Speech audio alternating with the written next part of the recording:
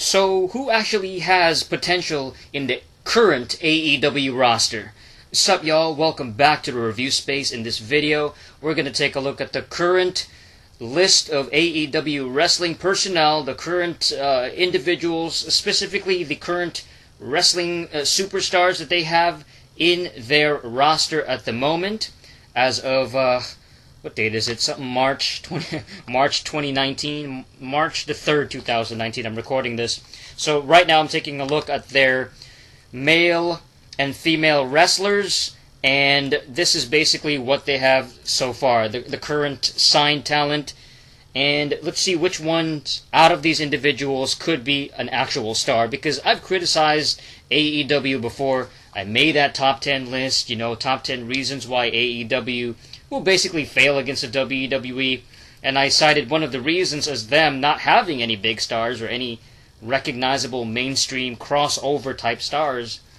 But we're going to take a look at their current actual roster and see which ones out of these individuals could be a breakout star, who could actually become somebody, become a top, individual, a top name that is recognizable and could cross over into the mainstream. And maybe even one day they might leave AEW and go to WWE and become an even bigger star, become an even bigger name in some ways. Kind of like how AJ Styles, after so many years of wasting away in TNA, ultimately ended up in WWE, became a WWE champion, right? And became a top guy over there.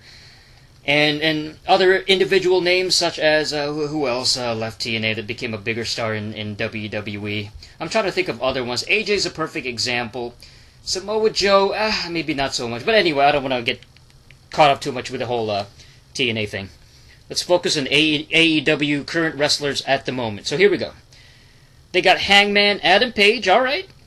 Adam Page is definitely one of these guys that could become a top guy. He's got a good look, kind of a handsome dude. He kind of reminds, his face kind of reminds me a little bit of a younger, blonde-haired Kevin Costner. I don't know, it's kind of weird. He's like a young Kevin Costner, a little bit more built, and definitely he's got that movie star good looks. So there's definitely potential with Adam Page. The only problem is I haven't really seen incredible charisma from this guy. I haven't heard him cut an amazing promo or a captivating, unique character that I gotta check out every single week. He doesn't come across as a captivating character where you go, man, I gotta keep watching and tuning in to see this guy. You know what I'm saying? He's not like a Stone Cold Steve Austin or a Rock or a Hulk Hogan or a Randy Savage. He's more like a basic wrestler who's got some decent, he's got a decent presence. He's got some charisma, physical charisma, but he's also got some in-ring ability. In the ring, I think he's pretty good. He's a capable performer. So there's definitely a lot of potential there. It's just that character-wise and personality-wise, he's kind of bland. He's a little bit generic. He, in many ways, kind of like a Kevin Costner. Back in the 90s, Kevin Costner was really successful as a big-time Hollywood actor and Dances with Wolves, and I think he was in a bunch of other films. What's the other one? I know he had Waterworld. That's the big flop that he had. It wasn't really a big flop, but it was a huge box office disaster. I guess it was a big flop, but anyway. But he was. I always thought that Kevin Costner was kind of a bland dude. You know what I mean? He wasn't super captivating. He didn't have that larger than life, super magnanimous, charismatic personality. He was more like a generic, basic actor. He wasn't really outstanding. And that was kind of the typical 90s actors. They weren't incredibly hyper talented or hyper charismatic, but they were just kind of there. They were just pushed in these big movies. And I feel like in some ways Adam Page is sort of like that. He's kind of this bland, a little bit kind of bland guy, kind of generic. He doesn't really have any outstanding promo skills or any interesting catchphrases or anything like that. And so he's just, in some ways, he's kind of just a taller version of Kenny Omega. Maybe not as dynamic in the ring, but in some ways he's got that same blonde-haired, generic, kind of just a bland dude. So he's definitely got to develop a little bit more charisma and personality. Got to get better on the microphone if he wants to just become a bigger star. I mean, I know the WWE, I'm sure the WWE wanted him. They wanted him on their roster. I'm sure Triple H probably offered him to go on NXT and all that stuff. He calls himself the Hangman, right? The Hangman Adam Page. And he's got that rope tied around his neck. But I'm not even... He's the Hangman, but like, what is his gimmick all about? What is that? You know what I'm saying? Is he supposed to be like a Western character? Is he supposed to be almost like an outlaw cowboy kind of character? You know, like at least with somebody like Cowboy James Storm, you can kind of look at him and go, okay, he's got that drawling accent. You know what I'm saying? Sorry about your damn luck. And he's got that cool entrance music. He's got the the duster jacket. He's got the cowboy hat and the shades, and he's a beer drinking cowboy. You know, he's kind of a cool character. But with Hangman Adam Page, he's just got this rope tied around his neck. He's got like a vest on, and he's got a pseudo, almost like a biker look. But it's like, what else does this guy have? Like, what is his character? Is there anything interesting about this guy? You know what I mean? Like, is he? What is his gimmick? I'm not even really fully sure what his character is all about. He just calls himself Hangman. Like, that's the tagline, you know what I mean? But anyway, I think he could. There's potential there for sure. But there's a lot of work to be done with Hangman Adam Page. He's got a lot of things to prove. He's basically like a blonde-haired, smaller Roman Reigns in some ways. You know, kind of bland, nothing really outstanding. You know, in just a good-looking guy. All right, next up we got, what is that? Brandon Cutler. I actually don't remember who Brandon Cutler is. I think he's an indie talent, I think, but I'm not really familiar with him. I might have seen maybe one match from him, you know, maybe one time, but like I don't really remember this dude, this Brandon Cutler guy. Chris Jericho is next. Of course, we all know Chris Jericho.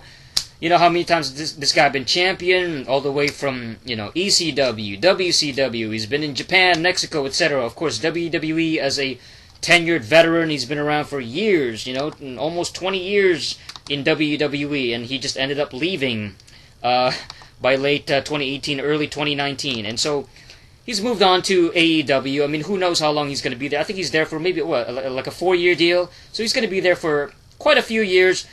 Wouldn't be surprised if he goes back to WWE eventually and just become a Hall of Famer when he finally decides to, you know, hang it up and finally quit the business, or, you know, finally ends up retiring and not really going full-time wrestler. I mean, he's not even a full-time wrestler anymore today. He's like a part-timer, you know what I'm saying? Like a pseudo part-timer. He's got his rock music and all that, his band and all that. He's got all, you know, these different media things. Jericho is a big star. I just feel like the guy is past his prime. I mean, there's no doubt about it. He's way too, I don't want to say outdated, but he's just done. Like, he's not completely done, because I think there's still a lot of personality with Chris Jericho. He can still cut one of the better promos out there, especially in AEW that has full of, like, indie, kind of bland guys. Jericho's one of the few guys as like a veteran that can actually still have charisma and promo skills. I think he's probably better off being like a manager, like a heel, evil manager type, where he guides the younger guys and becomes more of a mouthpiece for somebody that maybe doesn't have, he's just kind of starting out, you know what I mean? It doesn't have great microphone skills. Jericho could be that guy instead of just being an actual, like a wrestler that's performing with other individuals like a Kenny Omega, etc. I'm not really interested in Jericho matches anymore. You know, he's still a decent in-ring performer, but he's past his... He's not, you know, the high-flying mid-90s cruiserweight anymore, where you go to Japan and Mexico and WCW and all that, and he's no longer even the early 2000s Chris Jericho, where he's, you know, beating guys like Stone Cold Steve Austin and The Rock for championships. That era is long gone, you know what I'm saying? It's done. The Attitude Era is done. The Ruthless Aggression era is done. And so Jericho, as much as I respect him as a in-ring capable performer and as a legend, it's like he's gotta... it's kind of like the Hardy Boys. You know, the Hardy Boys, they gotta retire, they gotta hang it up. You know, I made that video about them, why I think that they should retire in 2019. I think Jericho's the same way. I think that he should hang it up eventually. I mean, he really should, because I'm really just not interested in his matches. I'm just not like interested in what he's got to offer in the ring. When you have guys that can deliver amazing matches, that's like incredible and very physical and very hard hitting with a lot of different acrobatic moves and high flying, and then Jericho is kind of like trying to keep up with the younger guys, and maybe he's not as fast, he's not as crisp as he used to be, and he's not as light as he used to be, and he still has some pretty good there's still some good moments in his match, especially his match against Kenny Omega was pretty good. His match against Naito, so he can still pull off like a good solid match with some decent action. It's just that I'm not interested in a 47, 48-year-old Chris Jericho anymore. Wrestling is for young men and women. It really is. It's a young man's sport. It's for people in their 20s and 30s, I think, and for somebody to be in almost like 50 years old and still doing it, you're basically becoming Randy the Ram Robinson from The Wrestler, the movie Wrestler from 2008 with Mickey Rourke. I mean, you're becoming kind of like a has-been who's can't let the business go, can't hang it up because you feel like you're still young, but your body isn't young. You don't look young. You look basically like a 47, 48-year-old man. And it's kind of sad to see. Like we don't want to see somebody past their prime. We want to see athletes in their top performance peak. So Jericho, I think it's just time for him to stop the in-ring stuff, just become a manager or something like that. I'd rather prefer him becoming a mouthpiece for the younger wrestlers. All right, next up we got Chris Daniels. Oh, that's right. He's part of the what is it called? SCU, that's right, SCU. That's really catchy. I do like that little chant that they have, that little entrance music. Hey, Chris Daniels is another one of these old guys. This guy's been around for a long time. I think he debuted back in like the early '90s. This dude, you know what I'm saying? So he's been around for a long time. Apparently, he's one of the head of the talent relations in AEW, which is a pretty high position. That's a pretty big thing. That's pretty cool. I like the fact that he's technically on a. I mean, they haven't even really had an actual TV program yet, but if AEW really is going to be a mainstream TV show that's going to be on a major network, and it's obviously it's backed by a multi-billion-dollar family, it's cool that Chris Daniels he's finally become kind of a talent that's signed to a mainstream label, so to speak. It's kind of cool to see the long-tenured, somebody who's put in their work in the indies, somebody who's put in so much time and effort and basically built themselves on the indies, but kind of never really made it to the mainstream. Finally, getting that paycheck, that payday from the big leagues, or at least from a company that's backed by a multi-billionaire. It's kind of cool to see him, potentially become an even bigger name. The only problem is that, again, kind of like with Chris Jericho, he's an older guy. I'm not exactly sure how old Chris Daniels is. He's got to be in his 40s now too, like maybe mid 40s.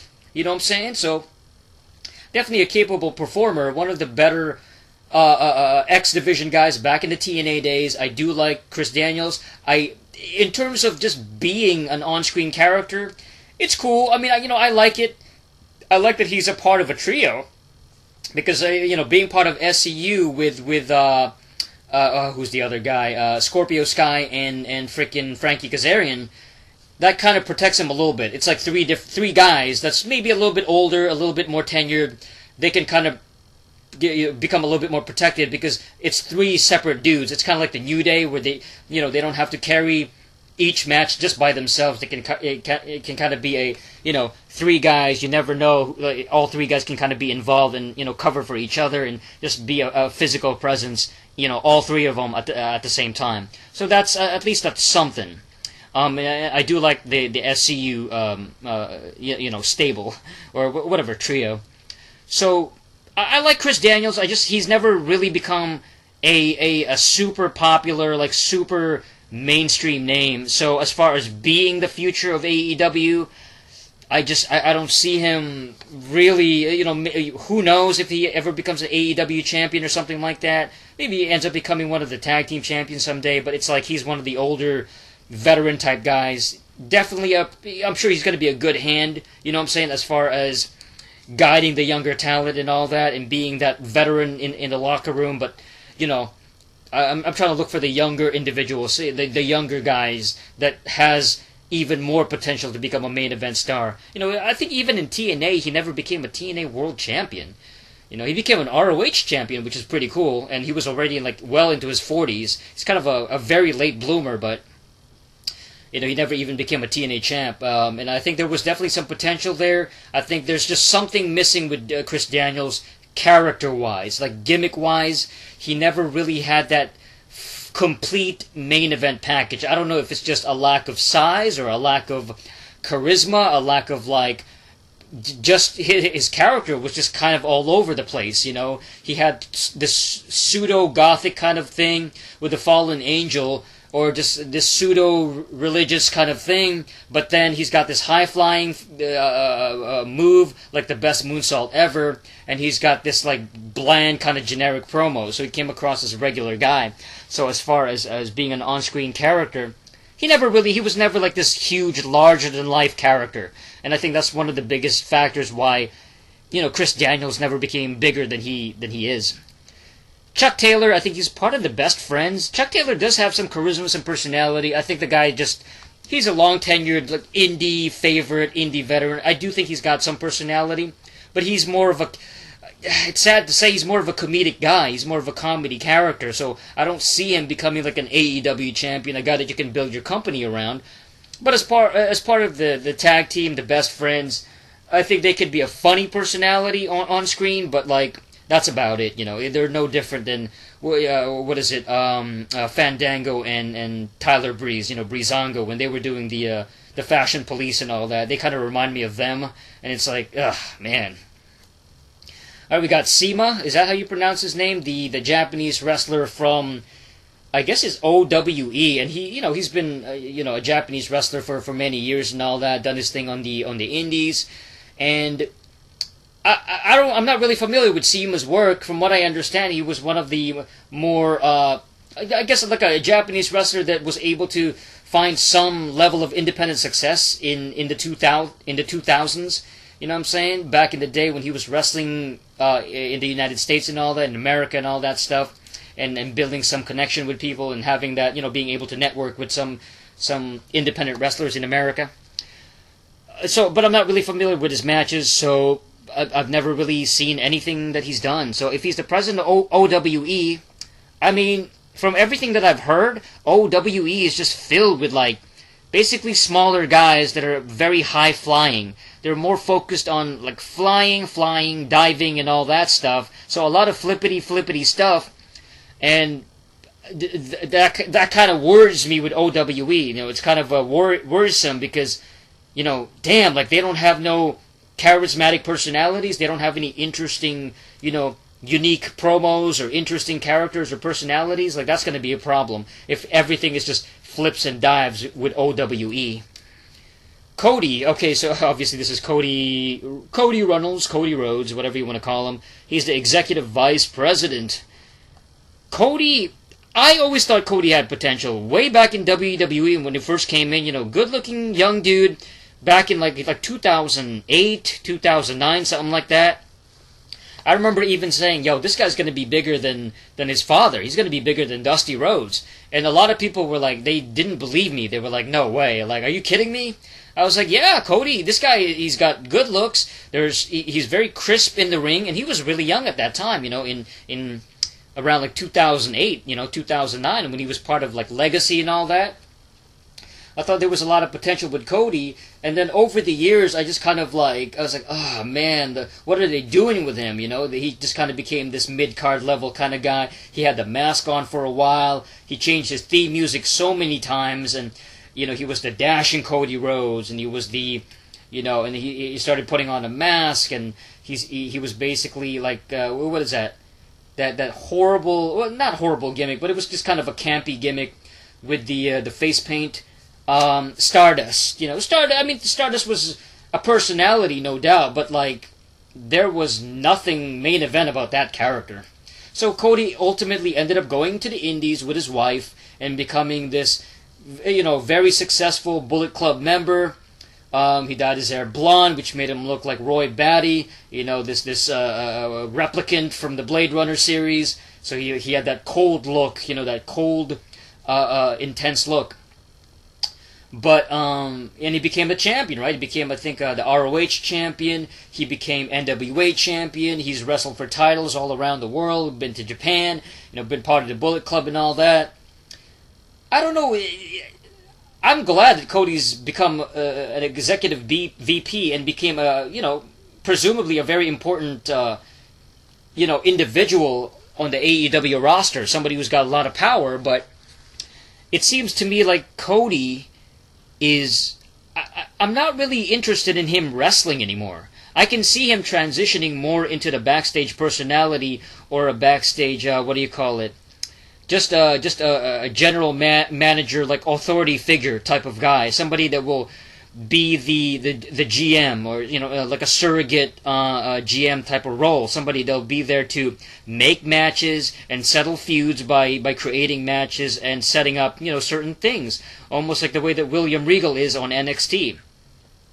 So really, that's what Cody is. I think that's his role, and I think he should probably stay in that role. I don't really want to see him wrestle anymore. I think we've seen enough of Cody in the ring, because I think he's a good performer and he's a very talented guy. I just don't, in the ring, like once you see one Cody match, you probably, there's really nothing outstanding about it. He's a good performer, but like once you see in one Cody match, it's like, okay, cool, like that's about it. I'd rather just watch him cut promos and make fun of people. That's all it is. Like I remember a long time ago, and this is just kind of a random thing. I remember him cutting a heel promo on Matt Hardy. This was back in maybe around 2010, when Matt Hardy was, he was gaining a lot of weight. He became really fat and kind of overweight around this time. Jeff Hardy was out of the company by then, and by 2010, Matt Hardy was kind of by himself, and he was wearing the pants tights, and he kind of changed his look a little bit. He just looked different, and he was a little bit more overweight. And then Cody just he just cut this completely scathing promo about him, like as it was hilarious too, but it was such a he completely buried Matt Hardy. He was like, Matt Hardy version 1? No, more like Matt Hardy version done. And he just absolutely buried Matt Hardy, Fat Hardy, basically. And so that's what I liked about the Cody character. He could be such a great heel promo cut. I think on the mic he's actually pretty good.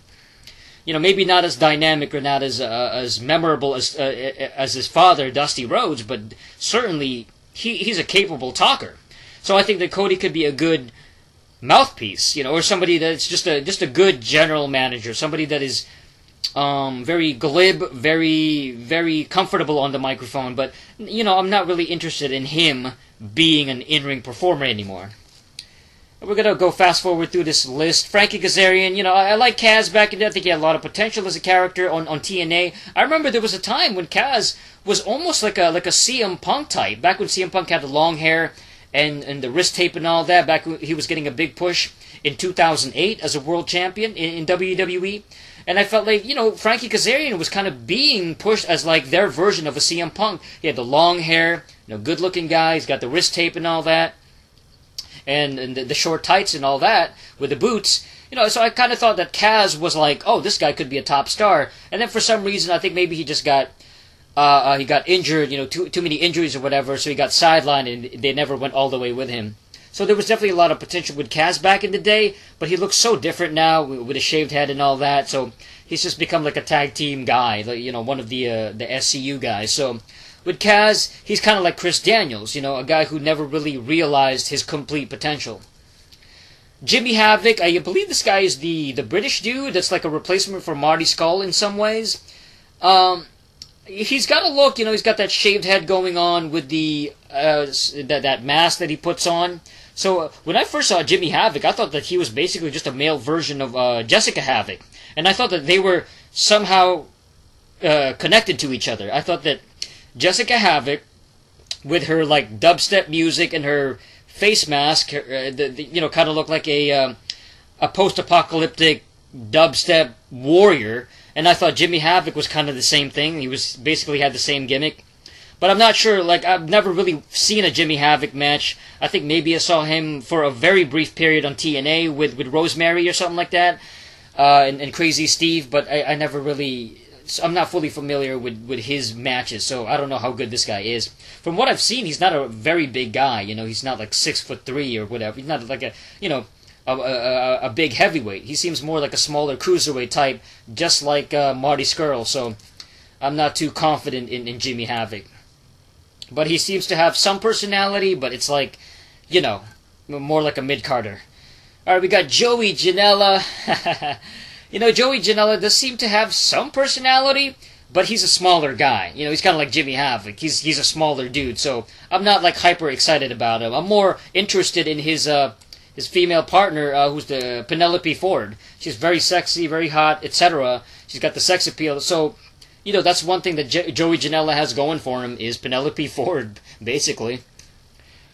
Alright, we got Jungle Boy. Jungle Boy, from what I understand, Jungle Boy is the son of Matthew Perry, the 90s actor from back in the day, in the early 90s. And Jungle Boy is the son. He's, you know, this young man who's basically trying to be a superstar, you know, a wrestling star. I've never really seen anything from Jungle Boy, so I have no idea. You know, he seems like a smaller guy, but... I don't know. I don't know how well this guy's gonna do. You know, he just might end up becoming a cruiserweight, and so there you go. He might be a cruiserweight star. Kenny freaking Omega. Kenny Omega. Oh, he's an executive VP. I don't buy into the hype of Kenny Omega. I just don't. I think the guy is corny. I think he's cheesy. His character, I've never really gotten to his character. You know, he's basically like a weeaboo, Japanese-obsessed guy, and it's like, wow, you know, it's like really nerdy. And then his character can be like really effeminate. I remember when he was wearing like makeup, and he was wearing like Jasmine clothing. You know, Jasmine, the Disney princess from Aladdin, and I was like, oh my god, like what is going on? Like what is happening here? Like, this guy's supposed to be a big star. This guy's supposed to be the champion. And I was like, oh, God, you know? And I feel like in a lot of ways, he kind of ruined Bullet Club for me. You know, Bullet Club was supposed to be like this dark, gritty, serious, like, faction that's taken over New Japan. But then when, you know, Kenny Omega came in, it became almost like a joke, like a parody, like a comedic, kind of a funny kind of thing. But it wasn't like anything to be taken seriously. It wasn't like a big deal anymore. Especially with his alignment with with the Young Bucks, it was like, crap! Like this guy's not that. He doesn't come across as a convincing like leader. He's more like a joke character. You know what I mean? In the ring, he's definitely capable. He's very athletic, and he's like one of these high flying flippity type guys. And so he's got that going for him. It's just that, man, the guy, I think he's way too small. He doesn't have an interesting personality or character, and his promos are really nothing to brag about. His promos are not outstanding. He's just got kind of a generic promos. His voice isn't that, you know, unique. He doesn't have like a cool voice. He's just a basic average guy, you know, like he talks like an average dude. So it's like there's nothing outstanding about him aside from his in-ring. And I think that's the problem with a lot of these like New Japan type guys, is that they're like 7-star, 5-star work rate, like strong style guys, you know, and all that strong style BS, all that nonsense, but they are severely lacking in charisma and personality. They don't have a fully fleshed out character, you know, and even if he does have a character, like a weeaboo, Japanese, obsessive kind of guy, that's not really a cool character. It's more like a nerdy, like cringe-worthy character. It makes you cringe. It makes you go, ugh. You know, it's not entertaining, or it's not interesting. It's kind of like, ugh. Like, this guy stinks. He's not cool. You know what I mean? He's more like a nerd.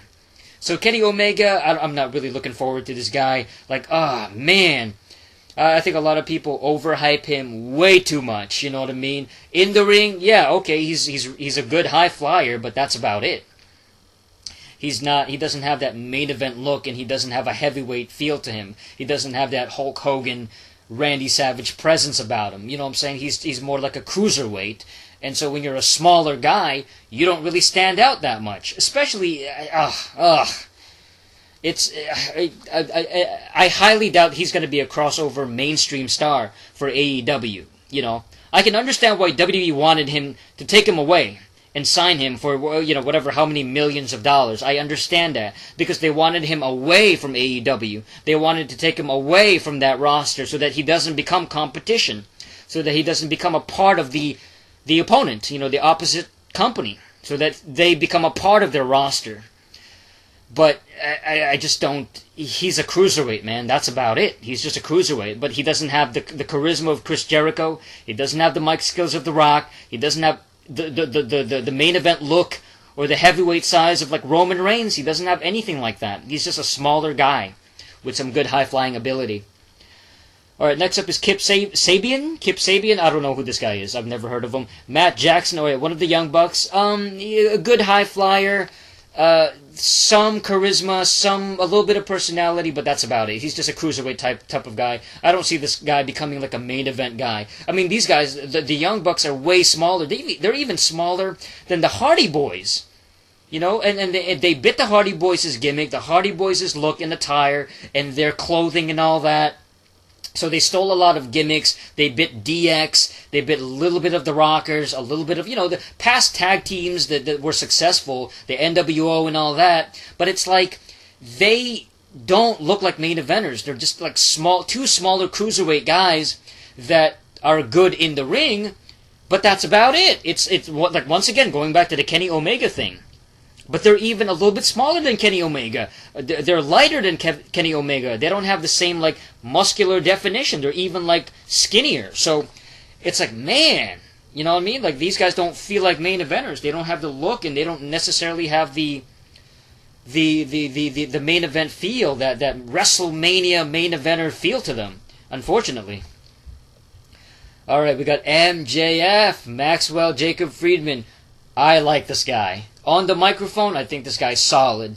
And I like him cutting promos on that fat dude, that fat announcer guy. I always forget the guy's name. But he's always picking on him, like basically like going after him.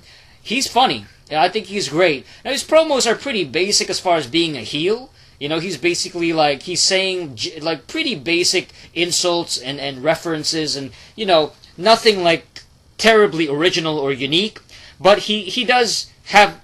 He's got some good mic presence. That's what I like about him. He seems very comfortable on the mic.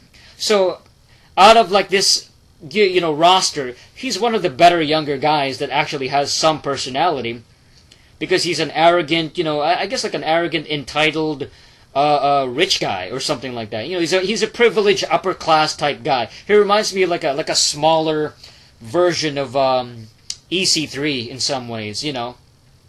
So there's definitely something there with MJF. I think he could be a good, solid mid-card act that is very, he would go after and insult everybody on the show, on the roster, make fun of everybody. But I don't know. I think he's missing some size, though. I think that's the biggest drawback that this guy has. He's not 6'3", 6'4", 6'5". He doesn't have the size. Unfortunately, he's one of these smaller guys again. Because wrestling is just filled with tiny guys now. They don't have like huge heavyweights anymore. So MJF, he's a part of that small guy, but has a little bit of personality, kind of like Marty Scurll, kind of like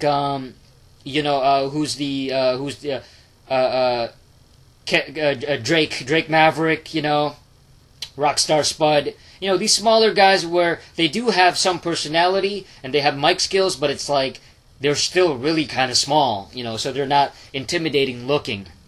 And I'd probably just see MJF more as a manager. Again, this guy could be more of a mouthpiece for a bigger star, a bigger wrestler, somebody who's like an actual heavyweight. Alright, Nick Jackson, pretty much the same thing that I said about Matt Jackson. Matt and Nick Jackson, they're basically interchangeable. They're kind of the same thing, One of them is a few years younger than the other one, but, they're basically like generic tag team guys. Tag team cruiserweight high flyers. Alright, we got Pac, who used to be Neville in WWE. I kind of like Neville's, evil heel character. He was a pretty good cruiserweight. He was the king of cruiserweights when he was a heel back in the day. He was cool. he's not a very convincing heavyweight, especially going up against Hangman Adam Page when they were going toe to toe and having that stare down in that first AEW rally. It was like, man, Pac is like 5'6", 5'7", and Hangman Adam Page is maybe about 6 feet tall. So they're not even standing eye to eye. He's kind of, Hangman has to kind of look down at Pac, and Pac has to look up at him. And so he kind of looks, he's just a much smaller dude. Even though, yeah, he's physically built and all that, he's got, some muscular definition. It's like, man, this dude is a cruiserweight to the fullest. He is not a heavyweight at all. So I can't imagine this guy being an AEW champion. Like, if he's going to be a heavyweight, it's just not convincing. I think in the ring he's very capable, but he's more like who's that guy? Matt Cross. That what's his name? Son of Havoc on Lucha Underground.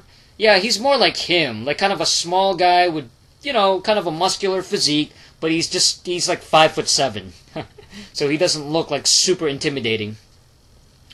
All right, Penta El Zero M, which is basically the Pentagon Junior. Pentagon Dark from Lucha Underground, and I think he also used to be in AAA, if I'm not mistaken. But he was, I was a big fan of Pentagon Dark, Pentagon Junior. You know what I'm saying? I thought he was tremendous. Pentagon, Cero, Miero, and all that. He was great. I thought he had a lot of personality. He had a cool presence about him, a great look. And in the ring, like, I thought he was a pretty cool wrestler. His style was a lot more vicious and brutal and a lot more hard-hitting than, some of the other guys. He's more, like throwing chairs and all that and having really, like, sadistic matches. So I like Penta El Zero M, and I think he's going to bring a lot of... He's going to bring some, credibility to AEW as far as the more gruesome-looking matches, or just somebody, a more gritty character. A character that's more... has a really cool presence about him. So I do like Penta El Zero M. It's just that, man, it's great to see him, get a bigger payday and all that.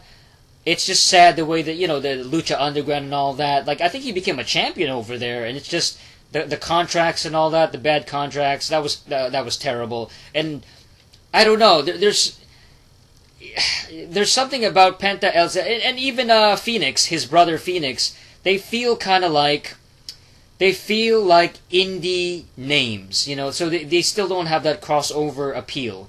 Maybe one day they could become crossover stars, but they still have that masked luchador thing about them that's going to kind of hold them back. And the fact that there's a language barrier, I think that's also a big problem, is that you can't understand really what they're saying. I think with Rey Fenix, he kind of tries a little bit to speak a little bit more English, but with Penta El Zero, Pentagon Junior, he's a lot more Spanish.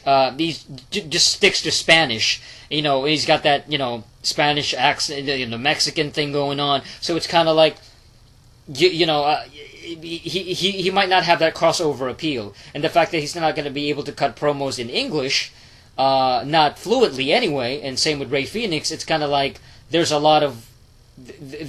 things holding them back.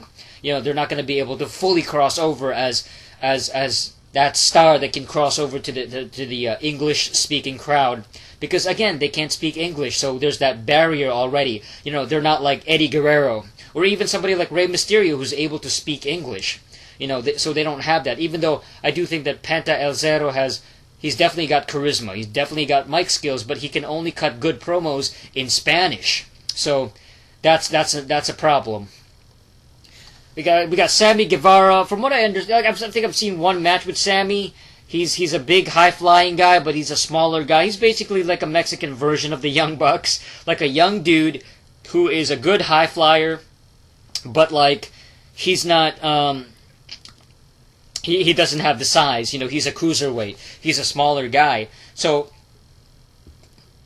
man, it's going to be tough for this guy to be a convincing main eventer, a convincing heavyweight champion. Who knows? Maybe someday he might end up in WWE as a personality there, somebody who's a part of the cruiserweight division. He's still a very young dude. He's got his YouTube channel and all that stuff. But he feels like a very mid-card level kind of guy right now.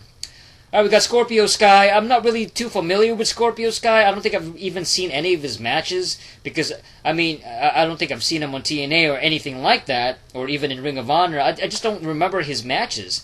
I feel he feels like an indie guy that happened to be like friends with Kazarian and Christopher Daniels. All right, we got Sonny Kiss. Okay, so Sonny is basically one of the newer faces. I believe he is one of the member of the LGBTQ kind of representative type guys, which is cool. It's just that, we're going to have to see a lot more from this guy in terms of in-ring to see if he's got some actual in-ring ability. My initial impression of Sonny Kiss was like, this guy is like the real-life version of Velveteen Dream. Like, Velveteen Dream is a character, but Sonny Kiss is like the real thing. He's like a real, like, kind of an effeminate black dude, but he's definitely got some flashiness to him, some high-flying abilities, but he's got some personality as well. But he's like the real-life, like, actual, like, LGBTQ type of guy. So, this guy could have some potential. From what I heard, like, he might end up competing in the female division, which is going to be kind of odd. I would expect him to be in the male division, though, because it just doesn't make any sense for, just because somebody is LGBTQ or whatever, somebody who's not straight, he's going to be competing against the females. Like, that's kind of odd. So he's probably going to be competing against the men, but I don't know. We haven't seen it yet. Trent Beretta. One of the best friends. I think he's got less charisma than his partner, so I'm not too crazy about Trent Beretta, but he could be a good hand. All right, the female wrestlers, finally. We got Aja Kong from Japan. Some people are hyped up about Aja Kong, but like this woman, she's got to be in her 40s now, right? 40s or 50s. She's 20 plus years older. She's been around for like over 2 decades. She's been around for a long time. I would imagine her peak performance was like during the 90s when she was a lot younger, maybe the early 2000s. So I think that she's to have an older wrestler, a female wrestler. I mean, it's like, yeah, she might have been legendary back in the day. She might have had some great matches and groundbreaking matches back in the 90s or whatever. But like now she's a lot older. It's kind of like bringing back what's her name? Oh God, who was that? Bull Nakano. You bring back Bull Nakano or somebody like that from like that old generation, or even somebody like Medusa. What's her name? Alundra Blaze or something. Like an older name. So it's like, I'm not like really excited about seeing Aja Kong, somebody who's completely like past their prime. She's basically like a female, the female Chris Jericho. Like, you've been around for so long. All right, like, why don't you just retire? Like, you've been around forever. Like, I don't understand why Aja Kong has to still be continuing to wrestle. Like, this is a young man and a young woman's sport. Like, going back to it, it's all about the youth. You know what I mean? I get that she's a veteran, but it's like, man, like, who's interested really in seeing Aja Kong aside from like the few Japanese marks or fans of like old school Japanese wrestling? All right, next up is Bea Priestley. I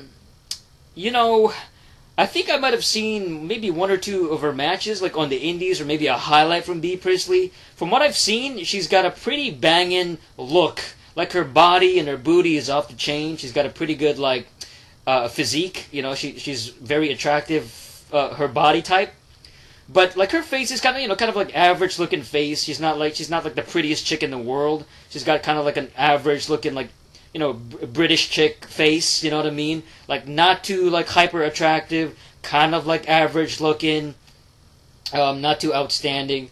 But I think in some ways that's going to be that's going to be relatable to some of the male fans. I think some male fans are going to look at her as like, oh, she's kind of like the girl next door. She's kind of like, she's, I don't know, there's something more relatable about a chick that's not like hyper model looking. She's not like a gorgeous, hyper attractive chick like a Mandy Rose or an Ava Marie or somebody like that. That's like super glamorous looking and super beautiful, like an Alexa Bliss.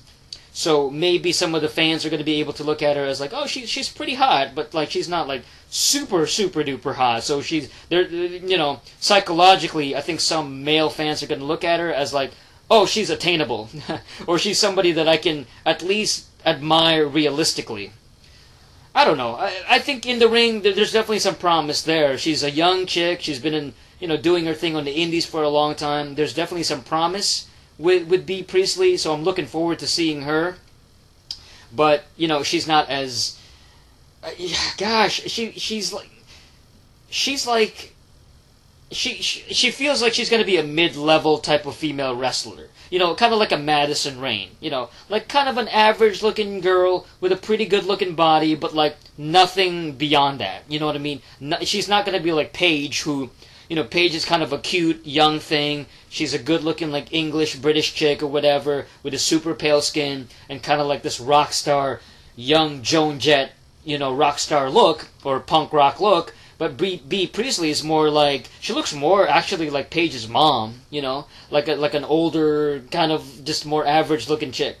So it's kind of odd, but I don't know. I think there's definitely some potential with Bea, though, as far as just being a familiar face, a welcome, character on screen, somebody that is a little bit more relatable to some of the male fans.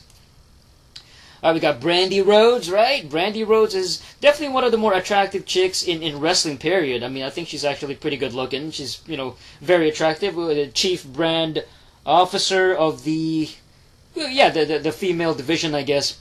I mean, Brandy's good looking, but in the ring, she's just not great. She's actually kind of terrible. I think I've seen maybe like a couple of her matches, and they're not outstanding. She's actually very, very amateurish in the ring, and she's not really that good. So I'd rather just prefer her be an on-screen, valet or something like that, or a manager or something like that, but not necessarily an in-ring performer. So unfortunately, as good-looking as Brandy is, she's not really capable of being a great in-ring talent. So she would be good as a valet for like Cody or somebody else, but that's about it. I think she would be a good backstage female GM or a backstage female authority figure. Kind of like an opposite of like a Stephanie McMahon, somebody who's younger, more youthful looking, and has a bit more of that positive energy, as opposed to Stephanie McMahon's like heelish negative energy. Alright, we got Dr. Britt Baker. I don't think I'm familiar with her work. She's one of these indie female names that I've heard about, and like you'll hear her name, what I'm saying, every now and then from the indies, but I'm not really familiar with her in-ring work. So, Britt Baker, I'm waiting to see what she can do. We got Kylie Ray. I think I remember her on one of the rallies, the second rally, I think, in Vegas, when she was signed. She kind of, had a stare down with one of the other chicks. I think it was Nyla Rose, right?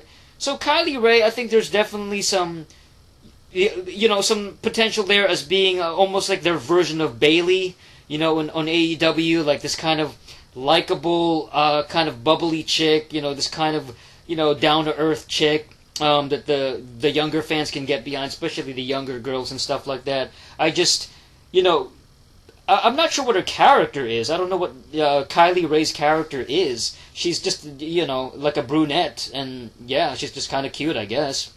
So we got Nyla Rose. Nyla Rose is, I don't know if she's a trans woman or transgender. This kind of bigger chick, a little bit more heavy set.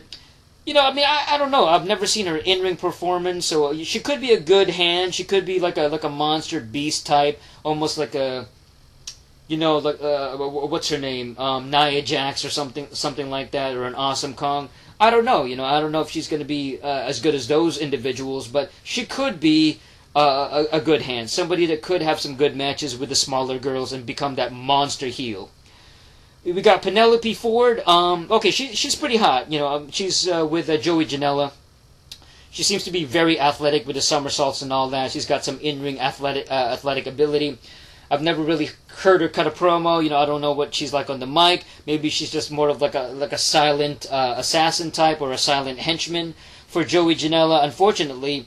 So maybe personality-wise, she doesn't really have much going on. Just almost like a silent, like a mute or something like that. But she's got a good look. She's one of the prettier chicks alongside Brandy Rhodes. So you can already see, this female division on AEW is relatively weak. They don't really have much going on right now.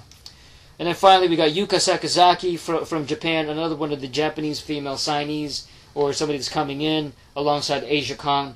I'm not really familiar with Yuka at all. I have no idea what her in-ring is like. She doesn't really even seem to be that like good looking, you know what I mean? Like you got some Japanese female stars that look very like kind of cute and kind of like attractive. Somebody like even somebody like Asuka, or who's the chick with a pirate gimmick on NXT? I always forget her name. Kairi Sane, I think, or Kairi Sane, however you pronounce her name. But Yuka Sakazaki seems more like a generic looking, not really like outstanding looking. I mean, maybe in the ring she could be really good, but it's like, I don't know. I haven't really seen anything from her, so there, I don't really see a big deal about like some of these Japanese female signees. Like I just feel like they get signed just because they're from Japan, just because they're from a different country, just because they're from the Japanese wrestling culture. Like that, I feel like in some ways it's like, well, we're trying to go global, we're trying to sign international talent, and that's just a part of their MO is to sign wrestlers from different countries. And I expect them to sign other talent from other countries like Mexico. I want to see them sign some really like good looking Mexican female wrestlers. That would be kind of interesting. You know what I'm saying? Like that would be pretty cool. I'd like to see them sign more indie talent. Somebody that isn't signed to TNA, somebody that isn't signed to Ring of Honor. There's a lot of talent out there that's got a lot of potential. I mean, who's that chick that I think I don't know. I think she ended up leaving ROH. She had like a kind of like a red hair kind of thing, almost like a Poison Ivy look. Oh, what was her name? Taylor Hendricks. I remember Taylor Hendricks, and she was kind of hot. She was pretty good looking, like kind of like a redhead chick with like a Poison Ivy kind of looking gimmick. But she was like an evil heel. She was like a temptress, beautiful chick. And I think from what I heard, this is just according to rumors, that she ended up leaving ROH because the stuff with Jay Lethal. She wouldn't. She refused to end up spending the night with Jay Lethal or something like that, and that's how she got ousted from Ring of Honor. And now she's doing like small indie shows. I don't know. That's just like what I heard from the rumors and all that. So I'd like to see her go to AEW. I'd like to see Rosemary in AEW. I'm not even sure if Rosemary is still in TNA. I'd love to see Rosemary. Maybe not even necessarily that character. She could be, name herself something else, but just that talent. She's so charismatic in her mannerisms, her body language. I'd love to see her. And I think, what was her character on the Indies? What was her name? Rosemary. I always forget her actual name. I'd love to see her make an appearance on get signed to AEW. She would be great. There's a lot of other names. Who's that chick? Emma. The chick that used to play Emma in WWE. The Australian girl. What's her name? Courtney Rush. There you go. Yeah, I forgot. Courtney Rush is her name on the Indies. Absolutely. And I don't know. I mean, I guess she's still with TNA. So Impact Wrestling. Anyway, that's it for this particular video. That's my thoughts on the current AEW roster. Not really outstanding. Not too crazy or promising. There's a few names like maybe an Adam Page or Penelope Ford or MJF that could become something in the future, but it's like, man, very slim pickings at the moment. So unfortunately, the current AEW roster is not that impressive. That's it for this episode of the Review Space. Thank you guys for watching. Check out the channel for more videos. Subscribe for the latest notifications, and check out check out the rest of the channel for other wrestling topics. Subscribe. Until next time, peace.